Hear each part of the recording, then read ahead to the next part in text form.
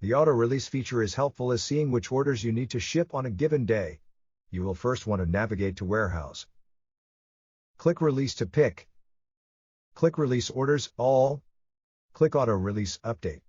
This will pull all orders with a ship date of today and any ship date prior to today. Additionally, orders whose ship date falls into the window of today's date plus ship ahead days will also appear. The report factors in ship types of complete, line complete, and partial. These ship types utilize short per avail quantity to show which orders only need quantity available to complete the order, or ship partial orders. The descriptions for each of these ship types will appear in the auto-release comments. Select the lines you wish to release.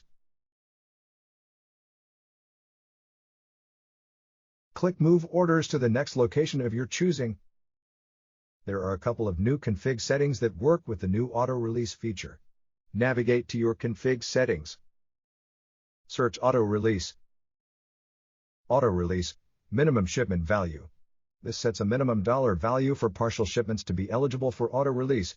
If quantity available times unit cost is less than this value, that order line is not eligible for auto-release.